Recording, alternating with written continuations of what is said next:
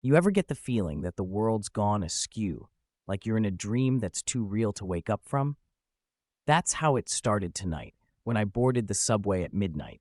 Just me, the hum of the fluorescent lights, and one other passenger.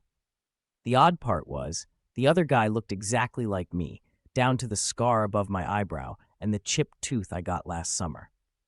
I told myself it was a trick of the light, but every time I glanced up, he was staring right back with this impossibly wide grin, like he was waiting for something. I figured I'd just keep my head down until my stop, but the train rattled past it, doors locked tight, and the lights flickered out for a split second. When the light snapped back, he was sitting closer, 4 seats away now, still grinning, his eyes never blinking.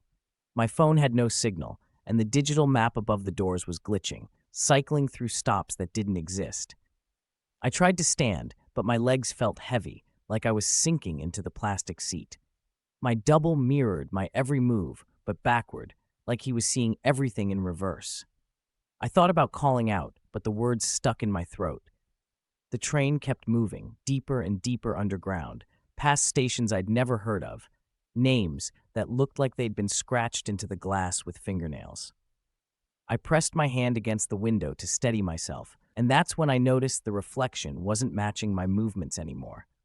My double was waving, slow and deliberate, his grin stretching wider than humanly possible. He mouthed something I couldn't hear, but I could swear it was my name, over and over, like a chant. The temperature dropped, my breath fogged the glass, and I realized I could see his breath too, but not mine. I reached up to touch my face, and my fingers passed through, cold and numb, like I was made of smoke. The train screeched to a halt in a tunnel with no platform, lights flickering violently. My double stood up, crossing the gap between us in a heartbeat.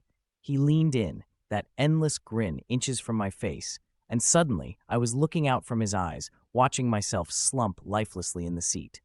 As the train doors finally hissed open into the darkness, I followed the only rule I had left: grin wider and wait for the next passenger to board.